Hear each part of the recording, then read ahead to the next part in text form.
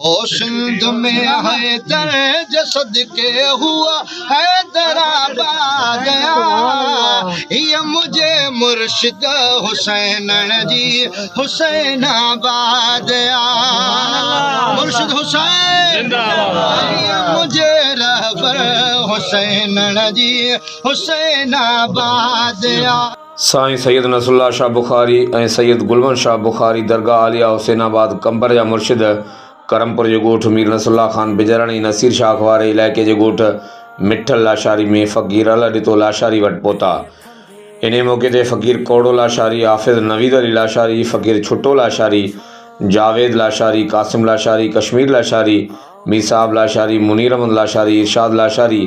इमरान लाशारी, कुर्बान लाशारी, फ़क़ीर पहलवान लाशारी, सिकंदर लाशारी, बशीर लाशारी, ज़मीर लाशारी, गुलमीर लाशारी ऐं ॿिया इलाइक़े वासी वॾी तइदाद में साईं जी आमद जे मौक़े ते मौजूदु हुआ। हज़रत क़िबला साहिबज़ादा अल्लामा मौलाना शेर हुसैनियत सैयद साईं नसरुल्लाह शाह बुखारी ऐं साहिबज़ादा क़िबला सैयद गुलमन शाह बुखारी ॻोठ मिठल लाशारी में फ़क़ीर अल ॾितो लाशारी हाफ़िज़ नवीद अली लाशारी जे घर आमद जे मौक़े ते मेज़बान ख़ानदान मुरीदनि ऐं इलाइक़े वासियुनि जी भलाई अमुन अमान ऐं मुरीदनि जे मरूमनि जी मग़फ़िरत लाइ ख़ुसूसी दुआ पिणु घुरी। ॿिए तरफ़ कंबर वारे साईं जे आमद जे मौक़े ते इलाइक़े में सिक्योरिटी जा इंतज़ाम इंतहाई सख़्त कया विया हुआ। अल्लाह तू एक खालिक करीमा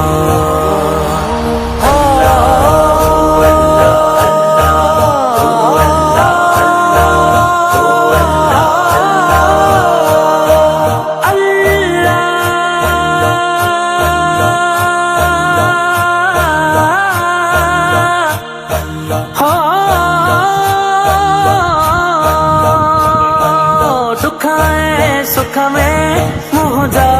मौला दुखाए सुख में मुझा मौला याद तू आई मुझा साईं याद तू आई मुझा साईं सिर मंझे सजदे हाज़िर रखंदो तो खाई घुरंदो तो दर झुकंदो तो तराज रहीमा अल्लाह तो एक खालिक करीमा अल्लाह अल्लाह अल्लाह ओ अल्लाह अल्लाह ओ अल्लाह अल्लाह